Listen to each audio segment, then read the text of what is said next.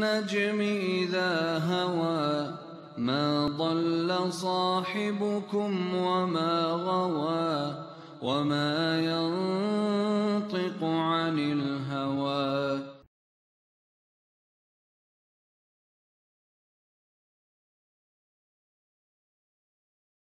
بسم اللہ الرحمن الرحیم.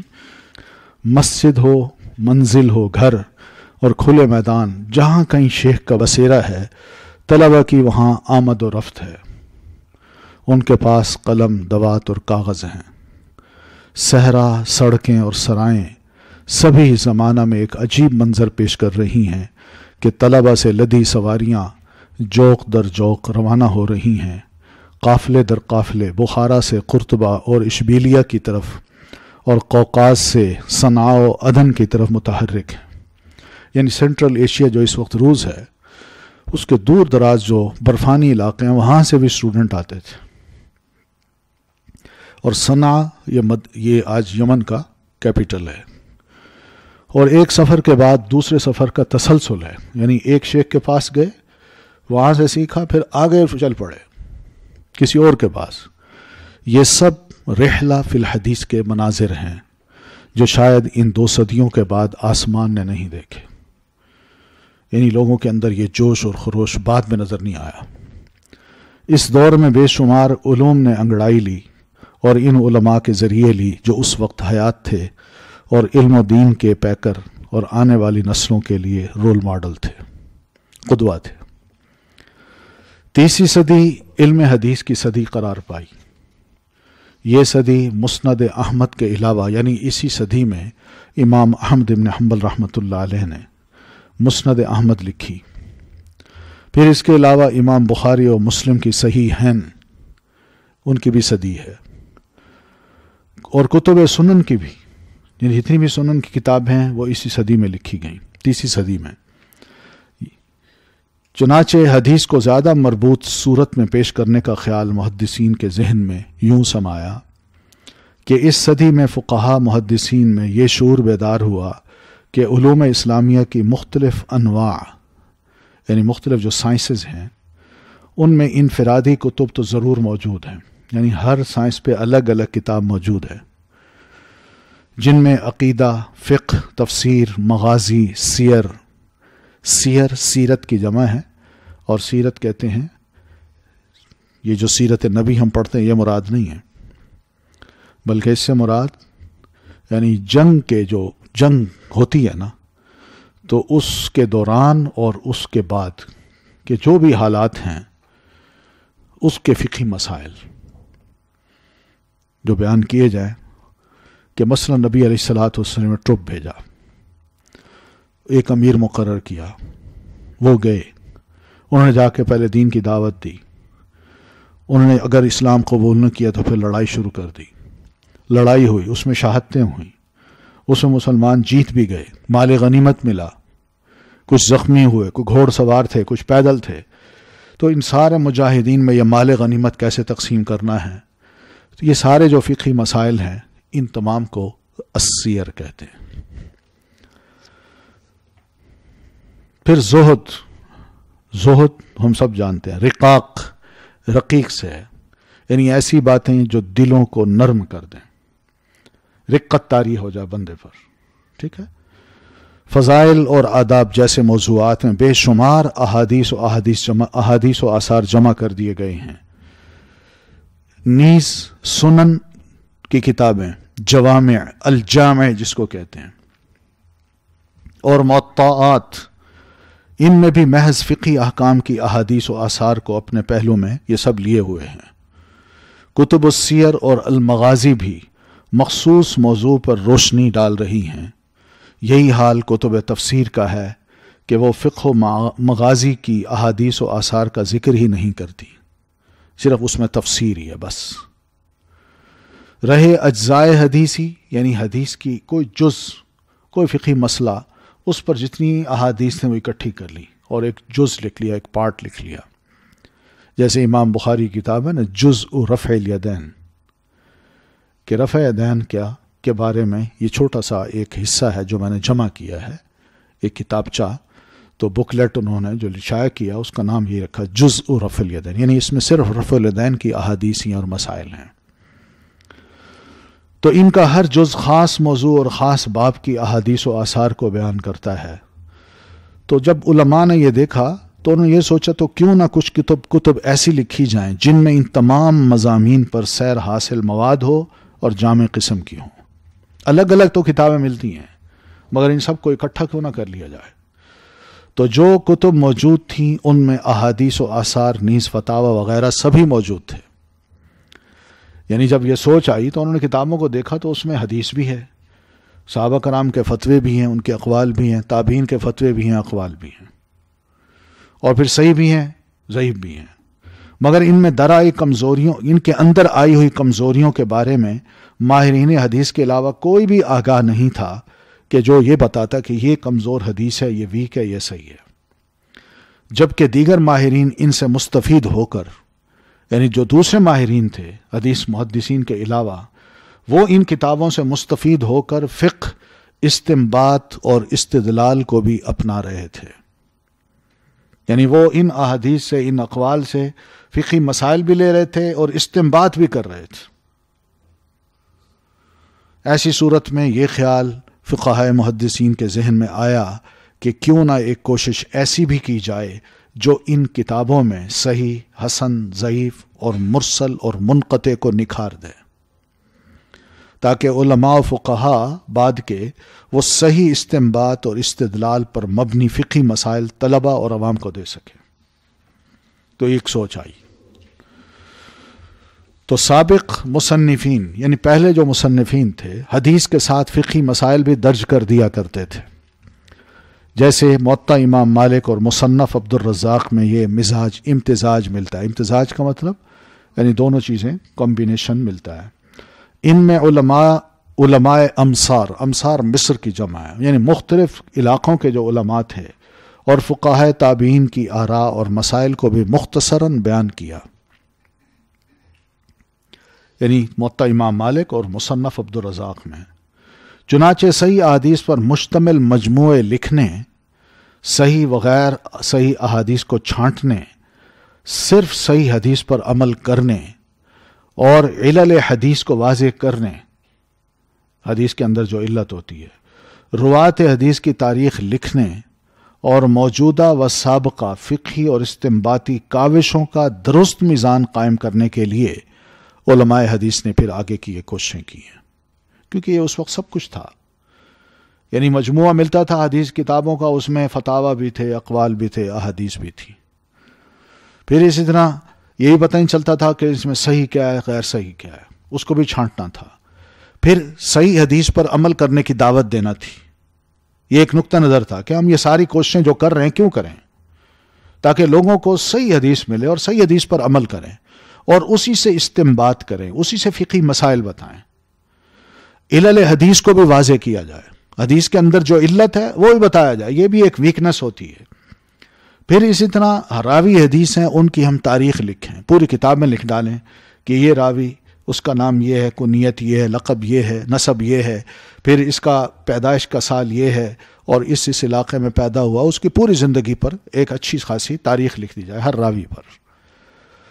اور پھر موجودہ جو سابقہ فقہی و استنباطی کاوشیں تھیں، یعنی اس دور میں جب یہ خیال آ رہا تھا تو ان کے دور میں بہت سے فقہی مسائل بھی موجود تھے، علماء نے وہ فقہی مسائل پیش کیے تھے، اور پھر استنباطات بھی کیے تھے، ڈیڈکشن بھی کی تھی، یعنی ان اقوال سے اور اسی طرح احادیث سے اور پھر اسی طرح فتاوی سے انہوں نے بہت سے استنباطی مسائل بھی کچھ پیش کیے تھے۔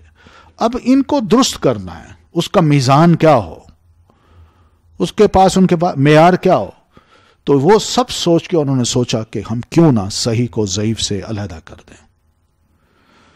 تو اس سلسلے میں علماء نے جو کوششیں کی، ان میں پہلی کوشش یہ تھی کہ کسی سے تأثر لیے بغیر، یعنی کسی کا مجھ پر اثر ہو، میرے شیخ کا، میرے بھائی کا، میرے والد کا، نہ، کسی سے تأثر لیے بغیر نقد حدیث کے پیمانے مقرر کیے۔ انہوں نے یہ سوچا کہ حدیث کو کس طرح کریٹیسائز کرنا ہے، اس کا اصول کیا ہونا چاہیے، کیا معیار ہونا چاہیے۔ اور پھر یہ پیمانے جب مقرر کیے ہیں تو مناقشہ اور مذاکرہ کے بعد، یعنی آپس میں خوب ڈسکشن کیا. مناقشہ کا مطلب آپس میں خوب ڈسکشن کیا، تبادلہ خیال کیا ہے، ایک دوسرے کو مختلف دلائل دیے ہیں، یہ مذاکرہ تھا، سمجھایا ہے. اس کے بعد اصول اور قواعد کی صورت اختیار کر گئے. پھر انہوں نے اصول بھی لکھے حدیث کے اور قاعدے بھی لکھ ڈالے حدیث کے. حدیث کی مصطلحات جو بھی بنائیں ان کا لغوی معنی بھی بتایا اور اصطلاحی معنی بھی بتایا. ٹھیک ہے، مثلا مرسل کا جو لفظ ہے اس کا لغوی معنی تو آپ سب جانتے ہیں نا، چھوڑا ہوا. وَلَقَدْ أَرْسَلْنَا الرِّيَاحَ، کہ بھیجا ہم نے، چھوڑا ہم نے ہواؤں کو، تو اسی سے مرسل ہے. تو مطلب کیا ہے؟ چھوڑا ہوا. تو اس حدیث کو مرسل کہہ دیا. یہ اس کا لغوی معنی ہے مرسل کا، چھوڑی ہوئی.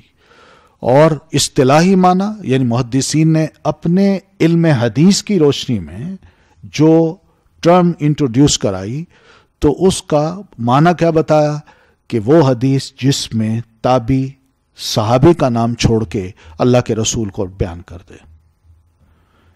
سند میں تابعی صحابی کا نام چھوڑ دے اور ڈائریکٹ اللہ کے رسول سے وہ حدیث بیان کرے تو اس کو کہہ دیے یہ مرسل ہے. یعنی کیا مطلب؟ صحابی کا نام چھوڑا ہوا ہے. تو اس طرح لغوی معنی بھی بتائے اور اصطلاحی معنی بھی انہوں نے واضح کیے. پھر اقوال و فتاوا کو ان کتب نے بطور استشہاد اپنی کتابوں کی زینت بنایا. یعنی جن علماء نے صحیح اور ضعیف حدیث کے درمیان تمیز کی اور حدیثیں اکٹھی کی، انہوں نے یہ کام یہ بھی کیا کہ پچھلے علماء کے جو اقوال تھے، فتاوا تھے، ان کو بطور ایک استشہاد کے کہ یہ بھی ایک دلیل بن سکتی ہے، اس کا ایک ثبوت یہ بھی ہے، تو وہ بھی انہوں نے اپنی کتابوں میں لکھ ڈالی. مگر اصل توجہ سب محدثین کی، اصل توجہ صحیح مسند مرفوع متصل احادیث کی طرف رہی کہ حدیث صحیح ہو، اور صحیح کی شرط کیا ہے کہ وہ پوری سند رکھتی ہو، متصل ہو اور راوی سارے اتھینٹک ہوں اور اس میں کوئی بھی علت نہ ہو، کوئی شذوذ نہ ہو.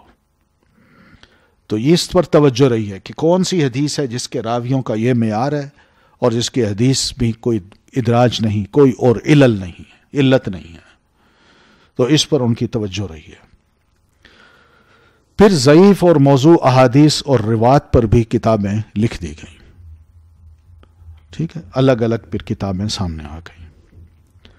نقاد علماء نے اپنی علمی، تنقیدی، اصولی اور تجزیاتی و تجرباتی آراء اتنی پختگی سے پیش کی کہ شاید ان کے بعد کوئی ایسا ہو جو حدیث کی تصحیح و تضعیف میں، اسانید اور متون کی علل میں یا جرح و تعدیل میں جدید شے لایا ہو. یعنی ان علماء نے جس طرح علمی باتیں پیش کی ہیں ان پر تنقید بھی کر ڈالی اور اصول بھی بتائے، تجزیے بھی پیش کیے، تجربے بھی، اپنے تجربے کی روشنی میں سب کچھ کہا. اور اتنی زبردست وہ آراء تھیں یا باتیں تھیں، اتنی پختہ تھیں کہ ان کے بعد جتنے بھی علماء آئے ہیں وہ کوئی نئی چیز اس میں نہیں لا سکے.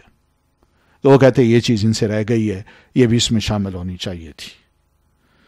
سب نے مانا کہ واقعی ان کا تجزیہ بڑا زبردست ہے اور ان کے جو اصطلاحات ہیں وہ بہت اچھی ہیں اور ان کا جو معنی ہے وہ واقعی حدیث کو اگر غور و فکر سے پڑھا جائے اور اس کو کھنگالا جائے تو سب کچھ اس میں نظر آتا ہے، کوئی نئی چیز ان کو نہیں ملی. ان نقاد علماء کے سرخیل یعنی بڑے بڑے جو علماء ہیں، ہیڈز ہیں، وہ 3 شیوخ الاسلام ہیں.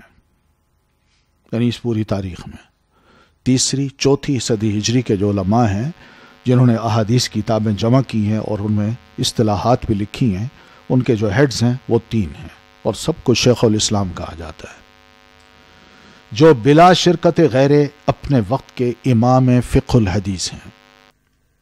یعنی اپنے وقت کے امام ہیں، حدیث کے بھی ہیں اور فقہ الحدیث کے بھی ہیں، اور وہ ہیں امام احمد ابن حنبل، ان کو بھی شیخ الاسلام کہا گیا.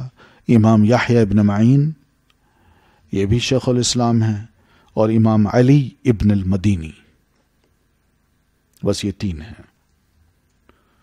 ان کی بات بڑی وزنی ہے، اور محدثین کرام ان کی آراء کو بھی بڑا وزن دیتے تھے. ٹھیک ہے، تو اب بہرحال باقی جو باتیں ہیں وہ ذرا آپ دیکھ لیجیے گا. اس میں ایک چھوٹی سی تاریخ ہے کہ کس طرح یہ کتابیں لکھی گئیں اور کس طرح دوسری صدی ہجری کا عرصہ گزرا، اور پھر اس کے بعد کون کون سے علماء، فقہا، محدثین سامنے آئے، ان کی تاریخ پیدائش یا تاریخ وفات بھی لکھی ہوئی ہے. پھر انہی کے شاگرد جو تھے وہ بھی، ان کا بھی ذکر آتا ہے. تو اس طرح یہ ذرا آپ پڑھ لیجیے گا. باقی انہی علماء کی جو تصانیف ہیں وہ بھی آگے ذکر ہیں مشہور تصانیف میں. یعنی آپ پڑھتی جائیں گی تو انشاءاللہ آپ کو ایک پوری تاریخ نظر آ جائے گی، اور مختلف علماء نے اپنے اپنے دور میں جو کتابیں لکھی ہیں وہ اس کا سیکوینس جو ہے نا آپ کو انشاءاللہ مل جائے گا. اب آئیے 250 پیج پہ بالکل مڈ میں. دیکھیں تیسری صدی ہجری جو تھی، ہم پڑھ رہے ہیں تیسری اور چوتھی، تو تیسری صدی ہجری میں حدیث کی مختلف علوم پر کتابیں لکھی گئیں. اور یہ مختلف علوم جو ہے نا ذرا ان کا نام پڑھ لیں آپ، وہ دیکھ لیجئے. علم الرجال، اس پر کتابیں لکھی گئیں، بہت کتابیں ہیں، اور ان کتابوں میں تقریباً 5 لاکھ محدثین کرام کا نام اور تذکرہ ملتا ہے. 5 لاکھ محدثین کا جنہوں نے روایت حدیث میں اپنا حصہ ڈالا ہے، ان کے حالات کا تذکرہ ملتا ہے. اور یہ اتنا بڑا سرمایہ ہے ہماری تاریخ کا جو شاید کسی قوم کے پاس ہو. پھر کتاب الانساب، کتب الانساب لکھی گئیں. نسب، ہمیں نسب یاد ہے اپنا، کس کے بیٹے ہیں فلاں کے، بس کس کی بچی ہیں فلاں کی، باقی کوئی ہمیں نسب یاد ہی نہیں ہوتا. اور نئی نسلیں جو ہیں وہ تو بیچاری جانتی نہیں کہ کیا کہتے ہیں، ارائیں کس کو کہتے ہیں، راجپوت کس کو کہتے ہیں، بہت کم ہے. اب دلچسپی یہ نہیں رہی، بلکہ اس کو بڑا معیوب سمجھا جانے لگا ہے نئی نسلوں میں. تو ویسے میں بتا رہا ہوں کہ میں پٹھان ہوں، میں فلاں ہوں، میں فلاں ہوں، نہ بس ٹھیک ہے جی میں فلاں کا بیٹا ہوں. لیکن ہونا یہی چاہیے کہ اپنا نسب بندے کو یاد ہو، نسب یاد ہو. تو انساب پر بھی کتابیں لکھی گئیں، اسماء اور کنا پر بھی کتابیں لکھی گئیں. بندے کا نام ہوتا ہے اور ایک کنیت ہوتی ہے، کنیت کی جمع ہے کنا، لکھا ایسے جاتا ہے، اس کو کنا پڑھنا ہے. اچھا ہاں. پھر القاب، القاب بھی ہوتے ہیں. ٹھیک ہے، تو لقب جو ہے یہ بھی ایک کو پیار سے بھی نام رکھا جاتا ہے، اور انسان پسند بھی کرتا ہے کہ ہاں میرا لقب مشہور ہو.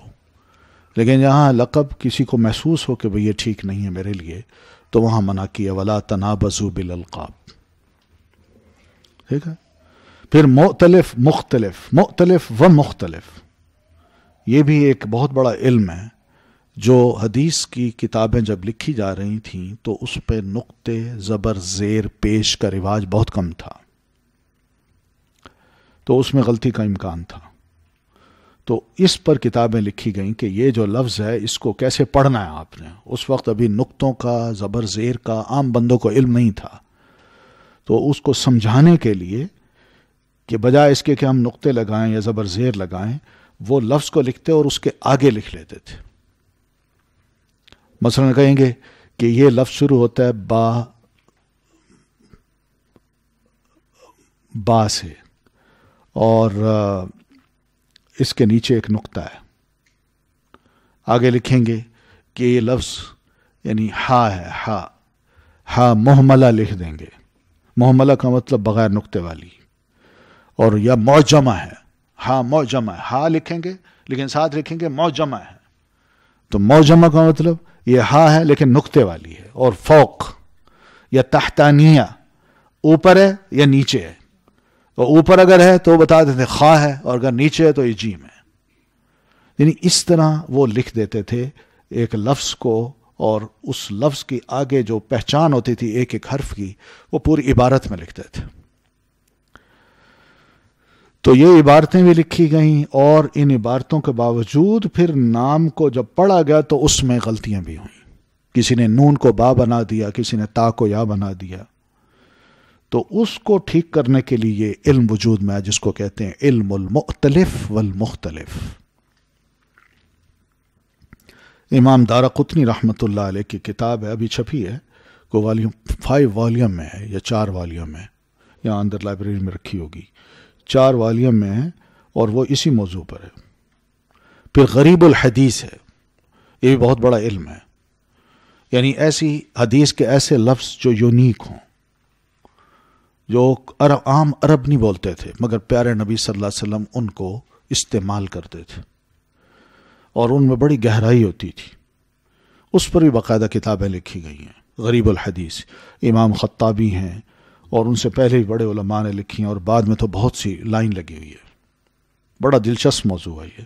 امام ابن الاسیر کی کتاب ہے یہی، جس کو انہوں نے لکھا ہے، بڑی مشہور کتاب ہے، وہ پڑھی جاتی ہے.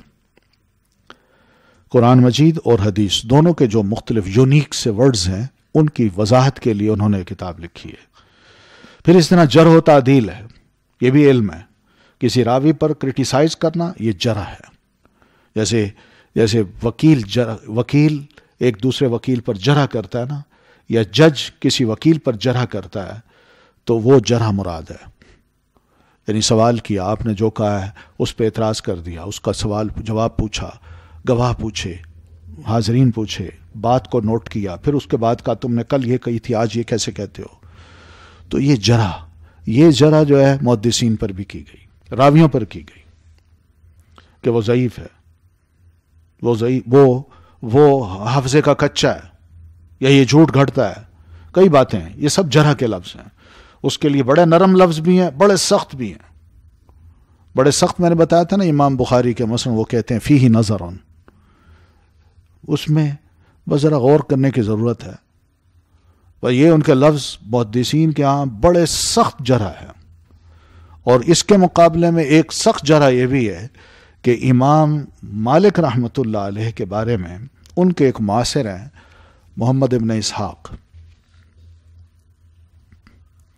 انہیں کہا، وہ محمد ابن اسحاق نے کہا امام مالک کی حدیث لاؤ، انا بیتارہ، میں اس کا کیا کروں گا، آپریشن کروں گا. تو امام مالک کو جب یہ بات پتہ چلی تو ایک معاصر تھے کو رفٹ سی پیدا ہو گئی کہ میرے بارے میں یہ کہتا ہے، میں اس کی حدیثوں کو چیک کروں گا اور پوسٹ مارٹم کروں گا میں اس کا. تو جب امام مالک کو پتہ چلا تو امام مالک نے پھر ان کی احادیث پہ یا ان کی روایات کو، جو تاریخ کی روایات تھیں، سیرت کی کتابیں انہوں نے لکھی ہیں. محمد ابن اسحاق سیرت کی بڑی مشہور کتاب ہے، سیرت ابن اسحاق. تو انہوں نے سیرت کی روایات جو پڑھی تو کہہ دیا ان کو بڑی سخت تنقید کی پھر کہ دجال من الدجاجلہ، کہ یہ دجالوں میں ایک دجال ہے. تو یعنی اس طرح یہ معاصرین کی جو آپس کی جو رفٹ ہے، وہ محدثین کا ایک قاعدہ ہے کہ معاصرین کی جو آپس میں ایک دوسرے پر تنقید ہوگی اس کو ہم کوئی ویلیو نہیں دیں گے. سمجھ آئی نا؟ ہاں، بالکل اس طرح جیسے والد اور چچا آپس میں لڑ رہے ہوں تو بچے کس کو ویلیو دیتے ہیں؟ کسی کو نہیں دے سکتے. نہ چچا کا ساتھ دے سکتے ہیں، نہ ابو کا دے سکتے ہیں، نہ ماموں کا دے سکتے ہیں، نہ خالو کا دے سکتے، خالہ کا دے سکتے ہیں. پھنس جاتا ہے نا چھوٹا بچہ، کیا کرے وہ؟ ایک کے بارے میں بات کہی تو دوسرا فوراً فیل کرے گا. تو علماء نے یہی ایک اصول بنایا کہ نہیں، آپس کے جو معاصرین ہیں اگر ان کی آپس میں کوئی چپکلش ہے تو وہ ہم نہیں سنیں گے، کیونکہ انہوں نے ایک بتایا، اندازہ یہ کیا، المعاصرہ تثیر المنافرہ، کہ کنٹمپریری ہونا یہ کیا ہوتا ہے، دوسرے کو نا ابھارتا ہے کہ میں اس سے نفرت کروں، یہ کیوں آگے بڑھ رہا ہے، میں بھی ایسے کروں، میں اس کو پیچھے چھوڑ دوں. یہ ہوتی ہے کوئی مقابلے بازی جب شروع ہوتی ہے نا تو بندہ ایسے کرتا ہے. المعاصرہ تثیر المنافرہ، بھئی آپ کیا کریں، کوئی بری بات نہیں ہے. ہاں نہیں میں ان کی بات اس لیے کر رہا ہوں کہ یہ اگر رات کو اٹھ کے ساتھ والی کے کمرے میں دیکھیں روشنی ہے، یہ پڑھ رہی ہے، تو میں کیوں نہ پڑھوں؟ یہ پڑھ رہی ہے تو میں کیوں نہ پڑھوں؟ اوہ کمرے سے کھڑکی کھول کے دیکھا، او اس کے روشن دان سے روشنی آ رہی ہے، اس کا مطلب ہے جاگ رہی ہے، رات کو 1 بجے پڑھ رہی ہے، تو میں بھی پڑھتی ہوں۔ یہ جوش ٹھیک ہے، کوئی برا جوش نہیں ہے، یہ ہونا چاہیے۔ ہم کہتے ہیں اس نے روشنی جلا کے میری نیند خراب کر رکھی ہے۔ یوں نہیں ہونا چاہیے، بلکہ الٹ ہونا چاہیے۔ تو خیر یہ چیزیں ہیں، یہ آتی ہیں۔ پھر اسی طرح فقہ الحدیث ہے، اس پر بھی بہت سی کتابیں لکھی گئیں۔ اصول حدیث یہ جو آپ نے پڑھی ہیں، ٹھیک ہے نا، ایک مصطلحات الحدیث ہیں، ایک اصول حدیث ہیں۔ مصطلحات یہ ٹرمز ہیں، اصول یہ ہوتے ہیں کہ آپ کے سامنے 2 حدیثیں آ گئی ہیں، آپ نے ان میں چیک کرنا ہے اب کہ کون سی صحیح ہے اور کون سی ضعیف ہے۔ تو اصول یہ آپ کے پاس ہے کہ جو ضعیف حدیث ہوگی وہ میں چھوڑ دوں گی، اور اصول جو صحیح حدیث ہوگی اس کو لے لوں گی۔ اسی طرح کسی حدیث کا راوی ضعیف ہے اور باقی حدیث ہے اس کے راوی سارے اتھینٹک ہیں، تو اصول یہ ہونا چاہیے کہ ضعیف روایت کو چھوڑ دیا جائے اور ثقہ راویوں کی روایت کو قبول کیا جائے۔ اس طرح یہ بھی اصول ہے کہ صحیح بخاری اور صحیح مسلم کی متفق علیہ حدیث ہو، اس کو ہم نے لینا ہے، اور اس کے بعد کو دوسری یا تیسری کیٹیگری کی کتابوں میں اگر کوئی حدیث ہے تو ہم متفق علیہ حدیث کو ٹاپ کو لیں گے، یہ اصول ہے، اور نیچے والی حدیث کو چھوڑ دیں گے۔ ٹھیک ہے نا، یہ اصول ہیں۔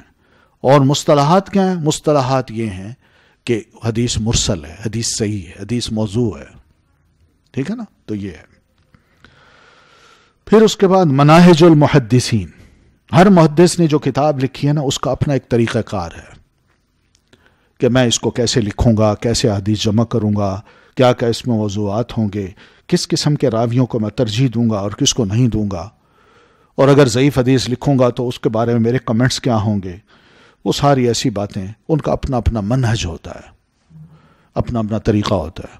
اور ان مناہج پر بھی اگر آپ پڑھنا چاہیں تو آپ امام بخاری کی جو کتاب ہے اس کا نام ہے، صرف نام، اس نام میں امام بخاری نے اپنا منہج بتا دیا ہے کہ میری کتاب الجامع ہوگی، سنن نہیں ہوگی، فقی مسائل نہیں ہوں گے بلکہ اور بھی ہوں گے۔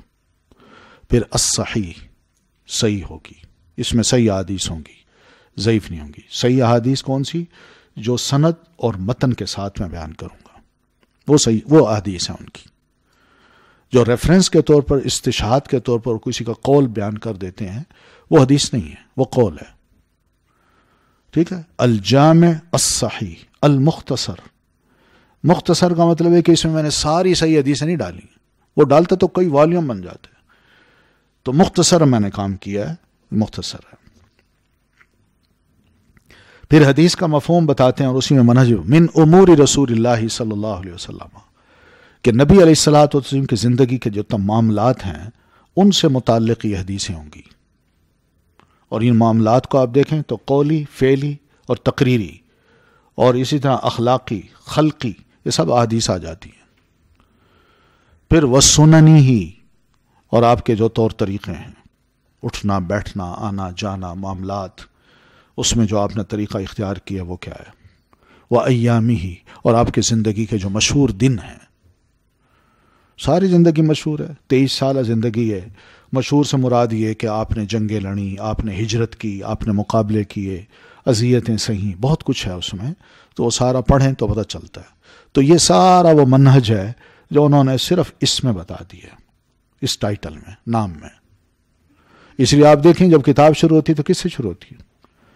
بسم اللہ الرحمن الرحیم، حدثنا ابو عبداللہ الحمیدی، کوئی مقدمہ نہیں، کوئی پریفیس نہیں، بندہ پڑھتا ہے کہتا ہے یہ کیا ہے؟ تو اس کو پڑھنے سے پہلے اس نام کی وضاحت پوری اگر ہو ہمارے سامنے تو پھر پتہ چلتا ہے کہ ہاں یہ واقعی بڑے اختصار سے کام لیا امام بخاری نے۔ پھر امام مسلم کی کتاب جو ہے صحیح مسلم، اس کا مقدمہ پڑھیں تو وہ سارا اس میں انہوں نے اپنا منہج بتایا۔ اس طرح امام نسائی نے الگ اپنی ایک کتاب لکھی ہے، اس میں منہج بتایا۔ امام مسلم کے منہج کو امام ابن الصلاح رحمۃ اللہ علیہ نے الگ ایک کتاب لکھ کے اس میں بھی منہج بتایا کہ یہ امام مسلم کا منہج تھا۔ امام ابو داؤد کا ایک رسالہ ہے، چھوٹا سا لیٹر ہے، جو لیٹر انہوں نے لکھا تھا مکہ والوں کو، رسالۃ الی اہل مکہ، کہ اس میں انہوں نے پورا منہج بتایا کہ اپنی میں سنن میں نے کس قسم کیسے حدیثوں کو کس طریقے سے کن اصولوں کے تحت جمع کیا ہے۔ تو یہ آپ پڑھیں گے، بہرحال اس کتاب میں موجود ہیں وہ سب۔ میں نے آپ کو کچھ پیجز جو چھوڑے تھے میں نے کہا تھا آپ پڑھ لیں، تو یہ وہاں موجود ہے، ٹھیک ہے۔ پھر اس کے بعد ہے شروحات، کئی شرح لکھی گئیں۔ پھر طبقات، راویوں کے طبقے ہیں، کتابوں کے طبقے ہیں، ٹھیک ہے، راویوں کے بھی طبقے ہیں اور کتابوں کے بھی طبقے ہیں۔ فضائل صحابہ پر بھی کتابیں لکھی گئیں۔ استدراکات، استدراک کا مطلب انڈیکس، یا کیا کہتے ہیں اس کو، ایک کتاب بندہ لکھتا ہے نا، کتاب کے بعد کوئی اور اس پہ کمنٹس دیتا ہے، پھر ایک چھوٹی سی کتاب اس پہ لکھ دیتا ہے، تو اس کو کہتے ہیں استدراک۔ تو کسی نے کتاب لکھی تو بعد والے نے اس پہ استدراک، مثلا امام بخاری نے کتاب لکھی، امام مسلم نے لکھی، امام حاکم آتے ہیں نا، انہوں نے ایک مستدرک لکھی ہے، وہ استدراک سے ہے۔ مستدرک کا مطلب یہ ہے کہ ان سے جو حدیثیں چھوٹ گئی ہیں وہ میں اپنی کتاب میں اب لکھ رہا ہوں اور انہی کی شرطوں کے مطابق لکھ رہا ہوں، تو وہ استدراک ہے۔ پھر اس طرح مرسل، ضعیف، صحیح، موضوع، اختلاف الحدیث۔ اختلاف الحدیث یعنی دو حدیثیں آپس میں کانٹراڈکٹ کرتی ہیں، میں ذکر کر چکا ہوں اس کو۔ پھر معرفت اصول الروایہ، یعنی روایت کے جو اصول ہیں ان کی پہچان ہونا، اس پر بھی الگ الگ کتابیں لکھی ہیں، خوب لکھا ہے دارالعلماء نے 30 صدی ہجری میں۔ چلیے 30 صدی اور 4 صدی کا یہ جو کام ہے، اس کام کے بعد میں علماء نے جو حدیث کی کتابیں لکھی ہیں نا، تو ان میں وہ سختی نہیں اپنائی جو پہلے اپنائی گئی تھی، یعنی سند کی شرط، اور پھر سند میں ہر راوی کے صحیح ہونے کی شرط، کیونکہ اب علم مدون ہو چکا تھا۔ اب بعد میں جس نے بھی لکھا ہے نا، وہ انہی کتابوں سے مستفید ہو کے لکھا ہے۔ جیسے بلوغ المرام ہے، اب وہ کیا کرتے ہیں، ریفرنس دے دیتے ہیں، رواہ البخاری، مشکات کو پڑھیں تو وہ بھی کہتے ہیں رواہ مسلم، رواہ الستہ، رواہ الاربعہ۔ مقصد یہ ہے کہ سند موجود ہے ان کی کتابوں کے آلریڈی، لیکن میں نے اختصار سے کام لیا ہے کہ آپ کو ایک ہی مواد ایک ہی ٹائٹل کے اندر جمع کر کے دے دیا، آپ اس کو پڑھیں، ٹھیک ہے نا۔ تو اسی طرح ہر کتاب کی جو بھی ایکسرسائز تھی کہ اس پر تنقید کرنی ہے، اس کے بارے میں یہ بتانا ہے کہ یہ ضعیف ہے ضعیف، وہ بھی ساتھ ساتھ ہوتی رہی۔ لیکن احادیث کو اب مزید میں اگر روایت کروں یا 4 صدی ہجری کا کوئی عالم روایت کرتا، تو اس کے لیے یہ شرط اب نہیں رکھی گئی کہ تم نے یہ حدیث کس سے سنی، کیونکہ سند موجود ہو گئی تھی، وہ لکھ لی گئی تھی، کتابوں میں آ گئی تھی۔ تو اس لیے جو بھی اب بات کرتا تھا نا، اس سے ہی پوچھا جاتا، ہاں بھائی کہتے ہیں فلاں کتاب میں نے پڑھا ہے، اب وہ کتاب کا ریفرنس دیکھ کے اندازہ لگا لیتے تھے۔ تو یہ باقی بات کی باتیں پھر اس طرح ہی ہیں۔ آپ ان کو 4 صدی ہجری کی کتابیں جو ہے نا، اس کو آپ ذرا دیکھیے گا۔ 252 پیج پہ ذرا نیچے آئیں تو ایک مثبت قدم خدمت جو ہے، اس میں دوسرا جو پیراگراف ہے اس کو دیکھیے کہ حدیث کے بارے میں ظنی اور ظنی کی گردان کر کے یہی عقل مند سارا ذخیرہ حدیث کمزور قرار دیتے ہیں کہ یہ ظنی حدیث ہے، ظنی ہے، حدیث تو ظنی ہوتی ہے، ہم اس کو کیسے مانیں؟ یعنی یہ اس کی سند ہے اور جس پر کرٹیسائز کیا گیا ہے، محدثین اور علماء نے اس کو 1500 سالوں سے پڑھا ہے اور اس کے بارے میں کہا یہ صحیح ہے، اس کو تو ظنی کہہ دیں۔ مگر میں کسی کا قول بیان کر دوں کہ فلاں نے یہ کہا ہے، تو اس کو میں ظنی نہ کہوں، اس کو میں کہوں نہیں یہ تو ٹھیک ہے، یہ تو ماننا ہے، تو یہ غلط بات ہے۔ مگر جج کی ظنی شہادتوں پر مبنی فیصلہ کو نہ صرف مانتے ہیں بلکہ قبول بھی کر لیتے ہیں۔ جج کے سامنے جو بھی شاہد کھڑا ہو، گواہ، چاہے باہر سے پکڑ کے لایا گیا ہو، کہ یا تم گواہی دے دو، قسم اٹھا لو، قرآن اٹھا لو، وہ دے دے گا، اس کو 10 روپے دے، وہ دے دے گواہی، اور جج اسی گواہ پہ فیصلہ کر دیتا۔ یہ ہو رہا ہے۔ حالانکہ صدق و کذب کو جاننے کے لیے جج کے پاس بھی کوئی ترازو یا آلہ نہیں ہوتا، بلکہ ظن غالب اور شواہد کی بنیاد پر اس کے فیصلے کا دار و مدار ہوتا ہے۔ جج بھی آخر نبی نہیں ہوتے کہ یقینی شہادت کو اپنے سامنے لا سکیں، بلکہ وہ شاہد میں محض ظاہری صفات دیکھ کر اسے پہچان لیتا ہے کہ یہ قابل اعتماد ہے یا نہیں۔ اور یہی دنیا کا کاروبار ہے، ظن پہ ہی دنیا کا کاروبار چل رہا ہے۔ یعنی میں اگر آپ کو خبر دوں یا آپ مجھے دیں تو مجھے ماننا پڑے گا تو ٹھیک ہے، ورنہ میں کہوں اچھا آپ کو کس نے کہا، آپ نے یہ کٹورا کہاں سے لیا، کہاں کتنے کا لیا، میں جا کے وہ پوچھوں گا، وہ کون اتنا وقت نکالتا ہے آج؟ ایسی باتیں، یہ دنیا احتمالات کی دنیا ہے، یقین یہاں مہیا نہیں ہو سکتا۔ دینی معاملات میں بھی یقین کا مطالبہ اللہ تعالیٰ نے انسان سے نہیں کیا، بلکہ اس نے عام دینی معاملات کی بنیاد ظن غالب پر رکھی ہے۔ اس طرح حدیث کے صحیح و ضعیف ہونے کا فیصلہ محدثین نے راوی اور حدیث کی ظاہری صفات کو دیکھ کر ظن غالب کی بنیاد پر ہی دیا ہے۔ رہی جھوٹی شہادتیں اور بازاری افواہیں، ان میں کتنی قوت ہے، اس کا اندازہ آئے دن کے اخبارات، میگزین اور ٹی وی میں شائع ہونے والی خبروں اور رپورٹس پڑھ کر دیکھا جا سکتا ہے۔ ٹھیک ہے نا؟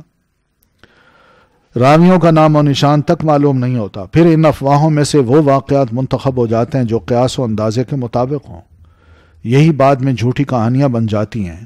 یورپین یا عیسائی تصنیفات میں یہی کچھ ملتا ہے، مگر کیا ایسی کہانی اور خبروں میں راوی کی جزوی معلومات تو کیا ثقاہت و عدم و ثقاہت بھی دیکھی جاتی ہے؟ یہ تو بات کی بات ہے، جزوی معلومات بھی وہاں نہیں ملتی۔ غرض یہ کہ اتنا جھوٹ بولو کہ جھوٹ سچ نظر آئے۔ مگر محدثین کرام نے اس مشکل کام کے لیے اپنی عمریں کھپائیں اور ایک ایک شہر میں جا کر راوی سے خود ملے اور اس کے عزیز و اقربا وغیرہ سے معلومات لیں اور انہیں فراہم کیا۔ اس کو ہم کہہ دیں یہ ظنی ہے، اور ظنی کو نہیں مانا جا سکتا۔ کوئی علم اس وقت اگر ہے نا، کوئی کہے کہ بھئی یہ علم ظنی نہیں ہے، یقینی ہے، کوئی کہہ دکھائے، لکھا ہوا آئے گا، آپ اس کو پڑھیں گے، تمیز کرتے جائیں گے کہ صحیح کیا ہے، غلط کیا ہے۔ یہی اللہ تعالیٰ نے انسان کو سینس دی ہے، سمجھ دی ہے۔ پھر اس طرح آگے راویوں کے بارے میں بھی جو تنقید کی گئی ہے، تو اس میں بھی یہ بات ذرا قابل ذکر ہے، ذرا اس کو بھی پڑھ لیجئے گا۔ کچھ یعنی محدثین کا جو کام ہے نا، اس کام کو ڈیگریڈ کرنے کے لیے یہ جملہ بنایا گیا کہ فقہ جو ہے وہ حدیث سے زیادہ اہم ہے، اور اس کے بارے میں انہوں نے امام اعمش کی طرف یہ قول منسوب کیا کہ امام اعمش باوجود اس کے کہ وہ محدث تھے، وہ یہ کہتے ہیں فقہاء کو کہ انتم الاطباء، تم ڈاکٹرز ہو، ونحن صیادلہ، اور ہم کمپاؤنڈر ہیں۔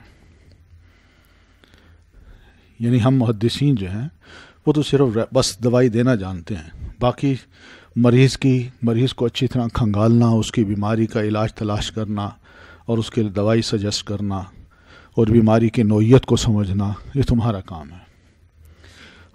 یہ بالکل انتہائی ضعیف قول ہے۔ امام اعمش رحمۃ اللہ علیہ خود بھی بہت بڑے فقیہ بھی تھے، محدث بھی تھے، تو اس وجہ سے اس پہ یہ ضعیف قول کو اکثر و بیشتر کوٹ کیا جاتا ہے اور کہا جاتا ہے کہ دیکھیے یہ تو سیادلہ ہیں محدثین، انہوں نے تو بس بازار سے حدیثیں اکٹھی کر لیں اور ان کو لکھ کے تقسیم کر دیا، باقی ان کو چھاننا، ان کو سمجھنا یہ فقہاء کا کام ہے، جبکہ یہ بات نہیں ہے۔ آپ یہ دیکھیں کہ امام بخاری رحمۃ اللہ علیہ کی جو کتاب ہے صحیح بخاری، اس صحیح بخاری میں جو احادیث ہیں، ان احادیث سے پہلے جو انہوں نے ہیڈنگ باندھی ہے، باب جو ہیں باب، اس میں فقہ نہیں ہے، کتنی گہری فقہ ہے۔ اور پھر اسی طرح یعنی سنن کی جو کتابیں ہیں وہاں بھی حدیث کو بیان جو کیا گیا ہے، تو اس سے پہلے بہت سے مسائل کو ڈیڈیوس کیا گیا ہے، پوری ایک لمبی فہرست ہے، اس انڈیکس کو دیکھیں آپ، صحیح بخاری کی ہو، صحیح مسلم کی ہو، سنن کی ہو، ان کے انڈیکس کو دیکھیں کہ لگتا ہے معمولی باتوں میں بھی دین نے رہنمائی کی ہے، اور خاص طور پر حدیث رسول نے۔ تو اس لیے یہ بات نہیں ہے، مسئلہ یہ نہیں ہے کہ کسی کو ڈی گریڈ کریں یا کسی کو اپ گریڈ کریں، مسئلہ یہ ہے کہ علم ہے، علم ہر وہ عالم قابل احترام ہے جس کے پاس فقہ بھی ہے اور جس کے پاس حدیث بھی ہے۔ حدیث کی جس کے پاس پہچان ہے کہ صحیح حدیث، وہ اس صحیح حدیث سے ہی مسئلہ ڈیڈیوس کرے گا، وہ غلط موضوع اور ضعیف حدیث سے مسئلہ ڈیڈیوس نہیں کرے گا، فقہی مسئلہ نہیں بتائے گا۔ تو یہ ریسپیکٹ یوں ہونی چاہیے کہ کوئی ضعیف حدیث ہے اس کو ہم ضعیف قرار دیں، اسی طرح کوئی فقہی مسئلہ ضعیف حدیث سے لیا گیا ہے تو اس کو بھی ہم کہیں یہ ضعیف ہے۔ کوئی جرت اتنی ہونی چاہیے، ہونا یہ چاہیے، انصاف کا تقاضا یہی ہے۔ یعنی یہ نہ ہو کہ ہم اپنے ہر فقہی مسئلے کو جائز قرار دیں اور صحیح کہیں، اور جو فقہا نے کہا ہے اس کو ہم کہیں یہ گویا کہ وہی ہے، اور جو حدیث ہو اس میں جو اس حدیث ہمیں پسند آئے اس کو تو ہم لے لیں، اور جو نہ ہو چاہے وہ صحیح حدیث ہی کیوں نہ ہو اس کو چھوڑ دیں. یہ نا انصافی جو ہو رہی ہے درست نہیں ہے.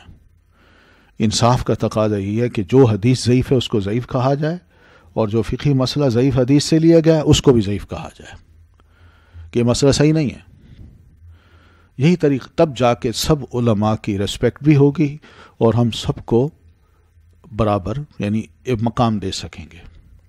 ورنہ یہ اونچ نیچ کے جو مقامات ہیں جو ہم دیتے پھرتے ہیں تو یہ نفرتوں کے بیج ہیں جو بوئے جاتے ہیں. لوگ حدیث کو پھر کچھ نہیں سمجھتے، اور فقہا کے ضعیف ترین جو اقوال ہیں ان کو بھی حدیث سے بڑھ کر درجہ دے دیتے ہیں. ٹھیک ہے نا؟ تو یہ مقصد ہے اس کا.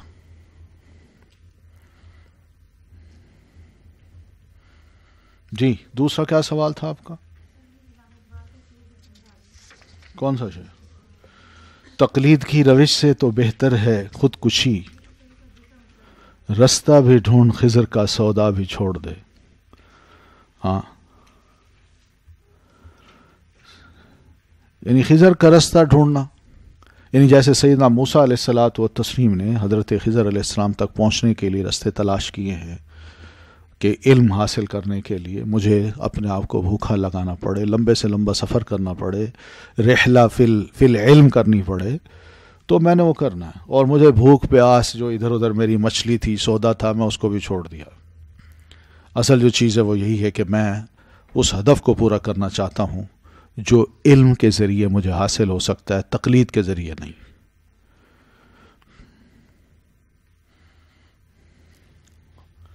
ہاں جی کوئی اور سوال؟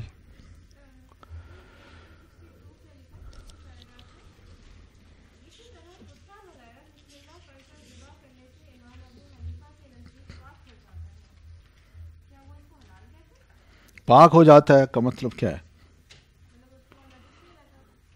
نجس نہیں رہتا. یہی تو مسئلہ ہے نا، یہ ٹھیک نہیں ہے نا.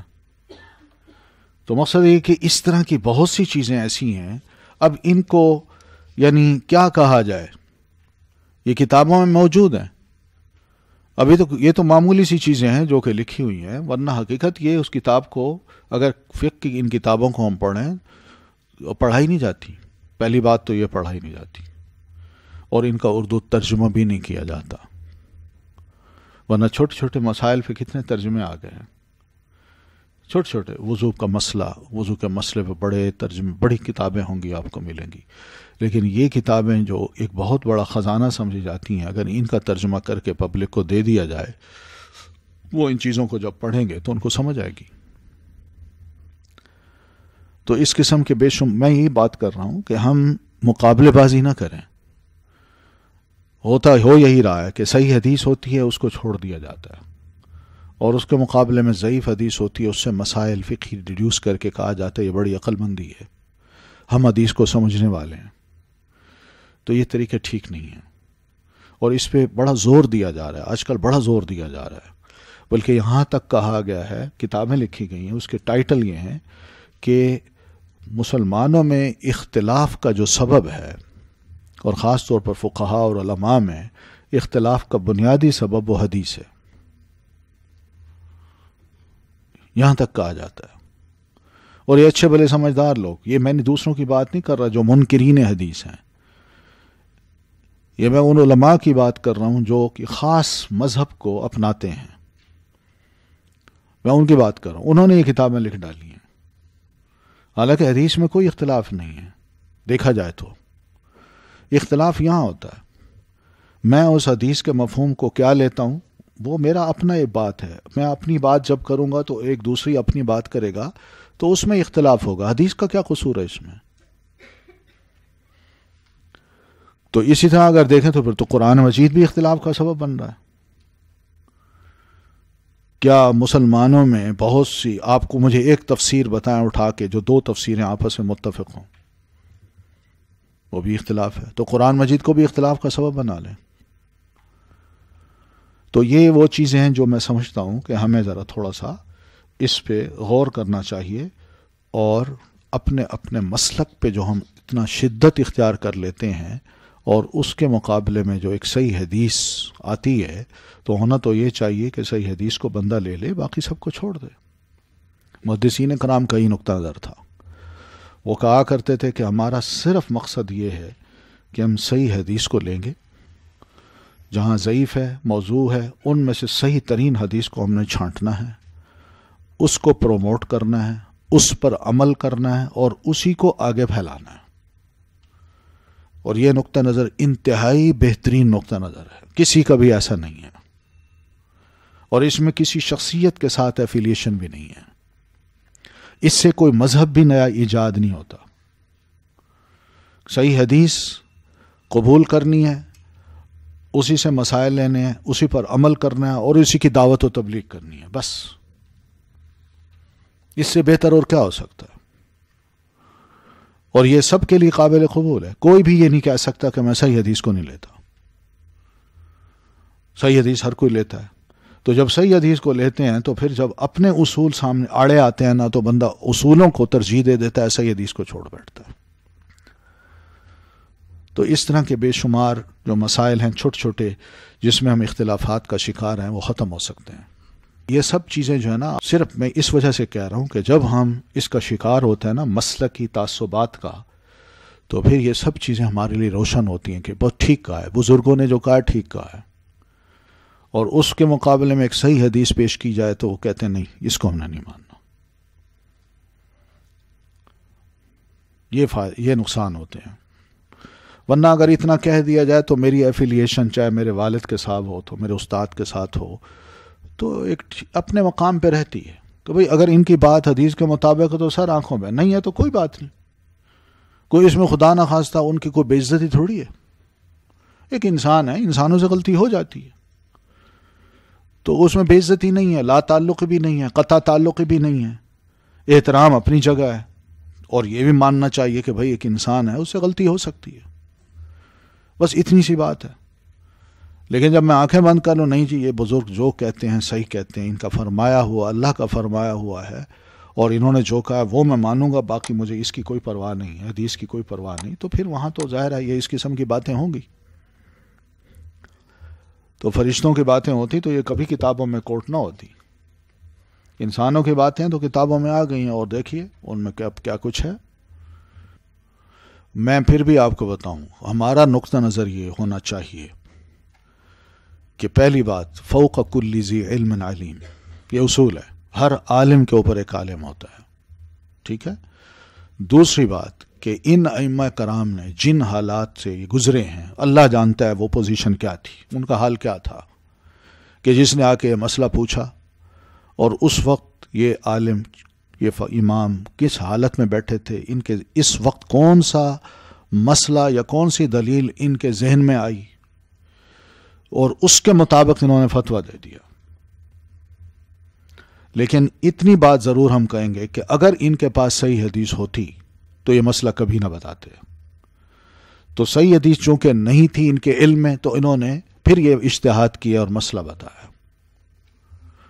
بالفرض اگر یہ مسئلہ ان کو بتا دیا جائے بعد میں کہ جناب صحیح حدیث تو یہ ہے اور آپ نے یہ مسئلہ یہ بتایا ہے، تو ہمارا 100% ایمان ہے کہ وہ اس صحیح حدیث کو سن کے فوراً کہہ دیتے کہ یہ مسئلہ جو میں نے بتایا غلط بتایا، آپ صحیح حدیث کو لے لیں۔ ہمیں یوں سوچنا چاہیے، لیکن ان مسئلوں کو کتابوں میں درج کر کے اور پھر اس کے بعد اپنی فقہ بنا لینا اور کہنا کہ یہ ہماری فقہ ہے، تو یہ تو دوسروں کو خامخواہ ارج کرنے والی بات ہے نا، کہ آپ پڑھیں اور جو اس کے اندر اور باتیں ہیں وہ ساری لوگوں کو بتائیں، اور ایک کھینچتانی ہے۔ فقہ شافعی کو بھی کسی نے نہیں چھوڑا، اس میں بہت سے ایسے مسائل ہیں، فقہ مالکی میں بھی بہت سے مسائل ہیں، فقہ حنبلی میں بھی ایسے مسائل ہیں، تو اس میں لوگ پڑھ پڑھ کے نا ایک دوسرے کو ترجیح دیتے رہے، ایک دوسرے کو بہتر کہتے رہے، ایک دوسرے کو کہتر کہتے رہے، اور بس اسی میں ہمارے 1500 سال گزر گئے ہیں، کچھ نیا کام ہم کر نہیں سکے۔ تقلید نے آ کے ہمارے ذہنوں کو ایسا بنایا ہے کہ ہم مزید سوچ نہ سکے، کیونکہ ہمیں سوچ ہی دی گئی کہ بس جو انہوں نے کہا ہے اس کے اوپر مت سوچیے، آپ ویسے نہیں بن سکتے، اور نتیجہ کیا ہم سٹاپ ہو گئے، اور دنیا ہر مسئلے میں آگے بڑھ گئی، ہم وہیں کھڑے ہیں. نیا ایشو کھڑا ہوتا ہے، اس میں بھی ہم سوچتے ہیں اچھا بھئی کیا کہا ہے فلاں نے، کیا کہا فلاں نے، کیا کہا. ہمارے پاس حل نہیں ہوتا. وہ مسئلہ آگے بڑھ جاتا ہے اور ہم ابھی اس کا حل تلاش کر رہے ہوتے ہیں. اور جب حل تلاش کرتے ہیں تو وہ وہاں سے گزر کے کئی آگے جا چکے ہوتے. بینکنگ سسٹم کو دیکھ لیں آپ اسی سسٹم کو دیکھ لیں. شروع میں جب بنا تو مسائل کھڑے ہوئے کہ بینک اور اس کا سسٹم کیسا ہے، سود ہے، یہ ہے، وہ ہے. انہوں نے ایک سے نکل کے دوسری سے تیسری، لاس اینڈ پروفٹ اس پہ، پھر اس کے بعد مارٹگیج، پھر اس کے بعد کیا نام ہے اس کا، انشورنس، اور بہت سی ایسی چیزیں وہ کرتے گئے، اپنا کام کرتے گئے. ہم وہیں کھڑے ہیں، کیا یہ چیز جائز ہے کہ نہیں جائز.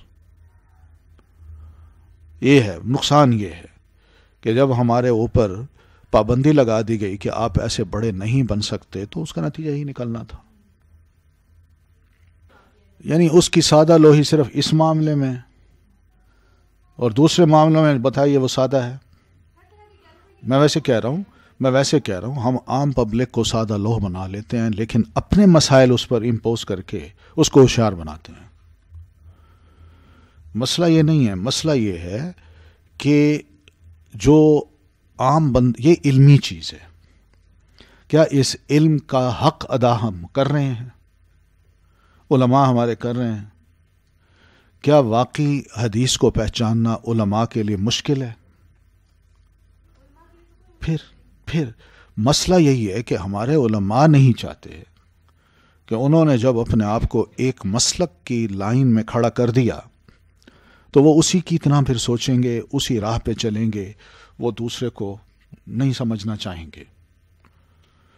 یہاں مسائل یہ ہیں اور کچھ بھی نہیں ہے. ایسا مسئلہ نہیں ہے کہ کوئی بھی حدیث اس وقت ہو اور اس کے لیے کریٹیسزم یا تنقید کا دروازہ بند کیا ہو. لیکن یہ حقیقت ہے کہ فقہ کا کوئی مسئلہ ہو تو اس پہ تنقید کا دروازہ بند کیا گیا. خبردار آپ نے کوئی بات کی تو یہ جو طے ہو چکا ہے ہو چکا، اس کے دروازے بند ہو گئے ہیں. اب آپ کوئی جرت نہیں ہے کہ آپ ایسی بات کر سکیں. ٹھیک ہے نا؟ تو یہ وہ چیز ہے جس کو ہمیں دیکھنا ہے کہ ہمارے رویے کیا ہیں. یعنی ایک دینی بندہ جو ہے یا اپنے آپ کو مذہبی کہلانے والے جو لوگ ہیں، ان کا ہمارے اپنے دین کے ساتھ جو رویہ ہے اس کو سمجھنے کا وہ کیا ہے. وہ معیار کچھ اس کا اپنا ہے، جبکہ دین یہ معیار دیتا ہے کہ اطیعوا اللہ و اطیعوا الرسول. بس اس معیار کو ہم بدلتے ہیں، اور بدلتے یوں ہیں کہ ٹھیک ہے اس کا معنی یہ ہے، تو ان دونوں کو سمجھنے کے لیے جس نے اچھی طرح سمجھا وہ یہ شخص ہے، وہ یہ امام ہے ہمارے، اور ان جیسی سمجھ کسی اور کی نہیں ہے.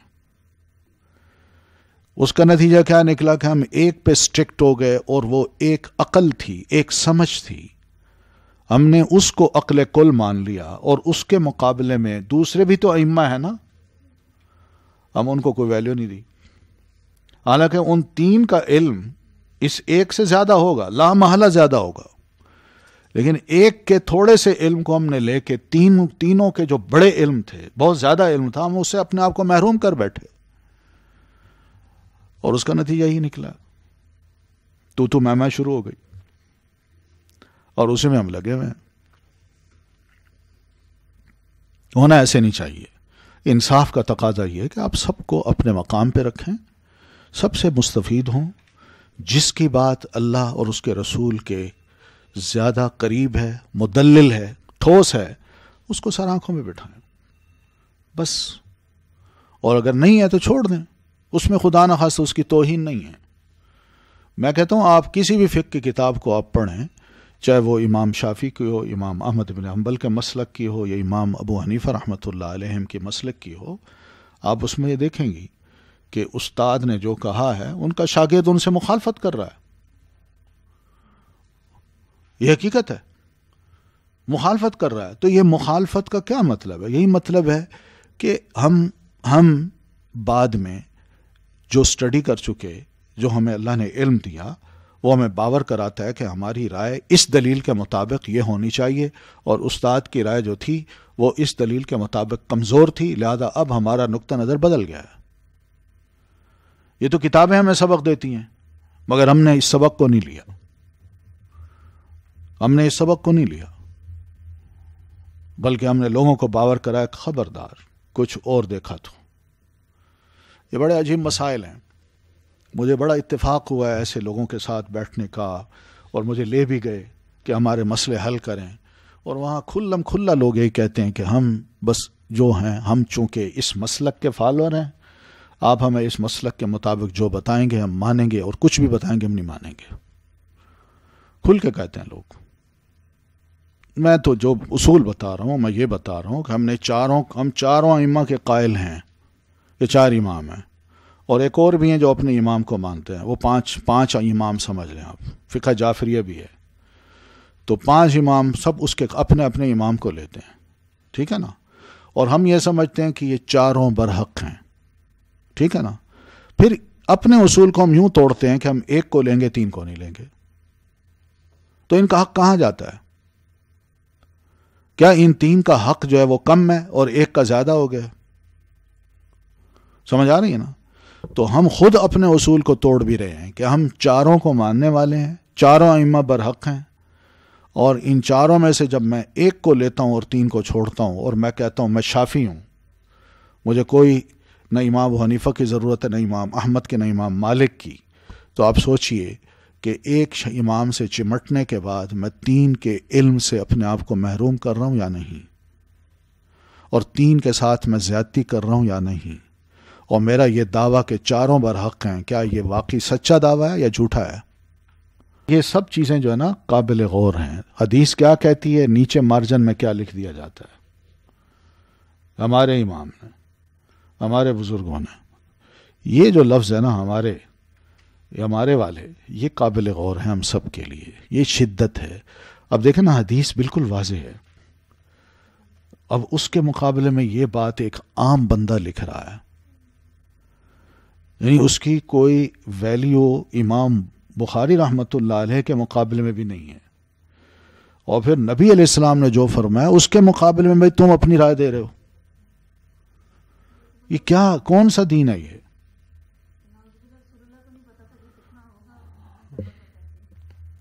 نہیں، سیدنا عمر رضی اللہ تعالیٰ عنہ نے بھی یہ بات کہی، اس کا یہ مطلب تو نہیں ہے، مطلب یہ کہ جتنی احتیاط آپ کر سکتے ہیں کریں، یہ مطلب ہے کہ خواتین کے لیے مسجد میں آنے جانے کا پروگرام بنائیں اور رکھیں ان کے لیے کوئی پورشن کہ وہ آئیں۔ کیا حرم میں نہیں جاتی؟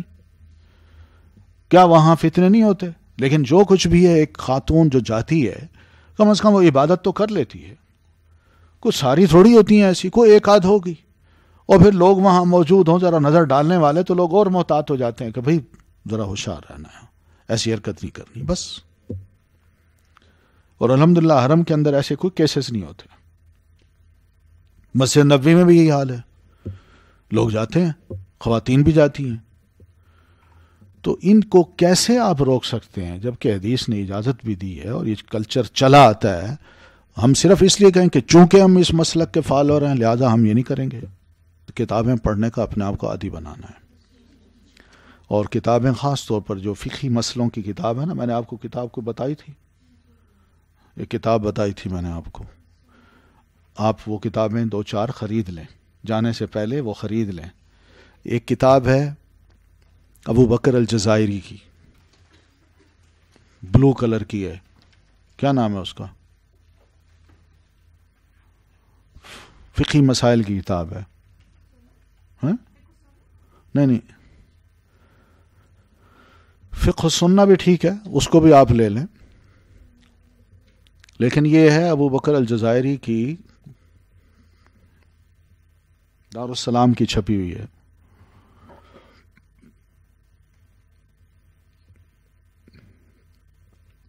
ایک وہ لیں اور ایک لیں تعلیم الاسلام کے نام سے ایک کتاب ہے، یہ خطبات آپ نے لے لیے، اسلامی خطبات، اسی کے جو مؤلف ہیں ان کی ایک کتاب ہے تعلیم الاسلام،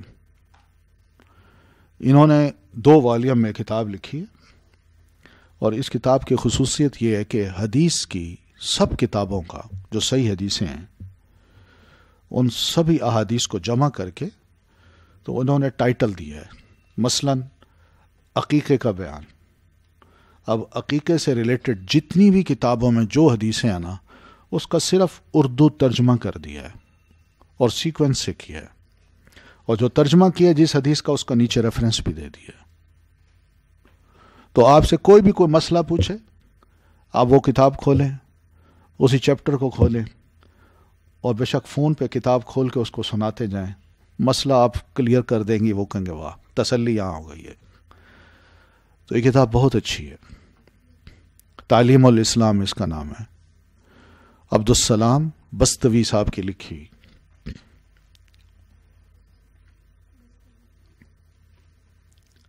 ٹھیک ہے، تو دروس کے لیے آپ کے پاس وہ آ گئی، اسلامی خطبات اور مسائل بتانے کے لیے یہ، بس آپ جو بتائیں بتا دیں۔ ان کا میں آپ کو جو بات کر رہی ہوں میں ریفرنس بھی دے سکتی ہوں، وہ اپنی طرف سے نہیں کہہ رہی، ٹھیک ہے۔ تو اس کے نیچے ہر مسئلے کو جو لکھا ہے انہوں نے، نیچے اس کتاب کا نام ہے اور حدیث نمبر دیا ہوا ہے۔ آپ انشاءاللہ اس سے کوئی بھی یعنی ذمہ دار نہیں ہوں گی آپ نے جو کہنا ہے اس ریفرنس کی بنیاد پہ کہنا ہے، اور وہ حدیث کا ریفرنس ہے، کسی اور کتاب کا نہیں ہے، کوئی 3rd 4th کلاس کی کتاب نہیں ہے، وہ حدیث کی کتاب کا ریفرنس ہے، وہ کافی ہے اتنا، اور انشاءاللہ آپ کو کافی فائدہ ہوگا اس سے، ٹھیک ہے۔ مجھے پہلے پتہ ہوتا تو میں آپ کو منگوا دیتا یہ ساری کتابیں۔ ہاں، وہ ہے اسلامی طرز زندگی، جو پہلی ابو بکر الجزائر کی میں نے کتاب بتائی ہے نا، اس کا نام ہے اسلامی طرز زندگی۔ یہ ابھی جائیں آپ کو نیچے سٹال پہ ملے گی یہ کتاب، کوئی 2-4 ہی پڑھی ہوں گی ان کے پاس، لیکن آپ وہ کہہ دیں تو وہ آپ کو منگوا دیں گے انشاءاللہ۔ یہ دونوں کتابیں ان کو کہیں، وہ ابھی فون کریں رات کو دن کو، کل وہ کتابیں پہنچوائیں گے۔ دیکھیں سعودی عرب نے کوشش کی ہے کہ انہوں نے کوئی ایک پوری دنیا کے جو مسلمان علماء ہیں ان کی ایک کمیٹی بنائی ہے کہ نئے نئے ایشوز جو آئیں گے ہم ان کا حل یہاں بیٹھ کے پیش کریں تاکہ امت کو رہنمائی ملتی رہے۔ لیکن اس میں بھی یہی لگتا ہے کہ جتنے بھی اکثریت علماء کی جو ہے وہ کسی نہ کسی مسلک کے ساتھ تعلق رکھتی ہے، تو اس سے بڑا مشکل ہوگا۔ یہ نظریاتی کونسل ہمارے ہاں اسلامک آئیڈیالوجی کونسل، اس میں بھی یہی ہوتا ہے، ممبرز جو منتخب کیے جاتے ہیں وہ ہوتے ہیں ایک مسلک، ایک بندہ اس کا لے لو، اس مسلک کا، دوسرا اس سے، تیسرا اس کا، چوتھا اس کا، اور 5واں اس کا۔ تو یہ مسلک کے علماء جب بیٹھتے ہیں تو یہ آپ کیا سمجھتی ہیں کہ بڑے بیٹھ کے کوئی ٹھنڈے دل سے باتیں کرتے ہیں؟ یہ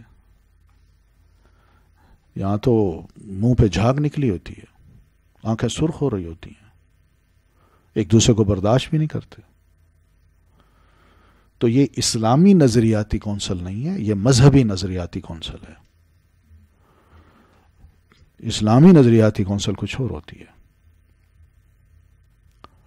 تو یہاں یہ مسائل ہمارے ہیں جس کی وجہ سے ہمارا کوئی حل ہی نہیں نکل رہا۔ نہیں، یہ سب جگہ سب جگہ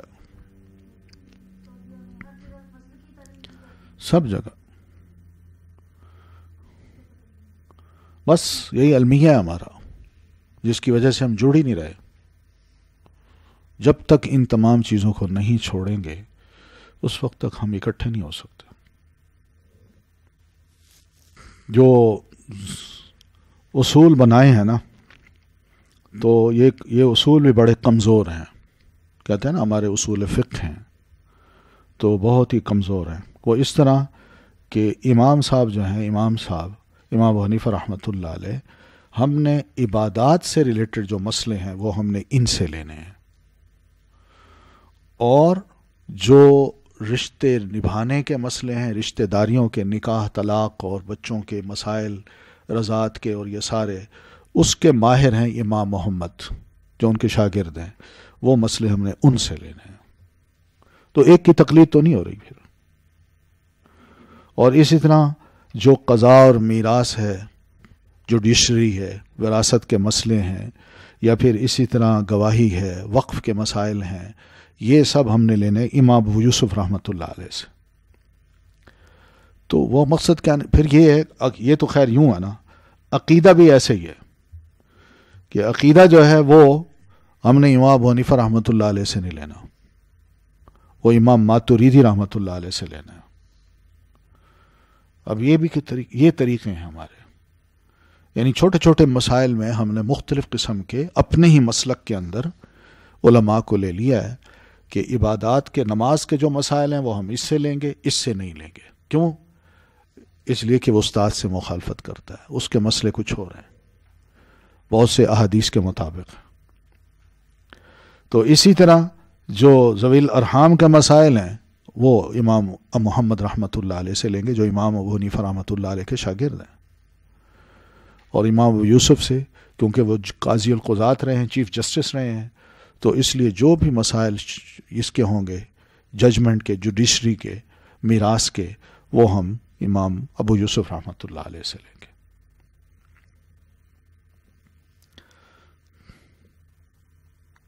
پھر ایک لفظ ہے نیچے تلفیق کا، تلفیق کا مطلب یہ ہے کہ ایک امام کا جو مقلد ہے، کیا وہ وقت ضرورت اپنے امام کو چھوڑ کے دوسرے امام کی جو فقہ ہے اس پہ عمل کر سکتا ہے؟ اس کو کہتے ہیں تلفیق۔ تو امام محترم امام ابو حنیفہ رحمۃ اللہ علیہ سے مسئلہ پوچھا گیا، انہوں نے کہا بالکل کر سکتا ہے تلفیق، اس کو تلفیق محمود کہتے ہیں، ٹھیک ہے نا؟ تو اب ہوت یہ رہا ہے کہ اس تلفیق پہ جو عمل کرتا ہے اس کو کہتے ہیں تم خواہشات پہ عمل کرتے ہو، خواہش نفس کے بندے بن گئے ہو۔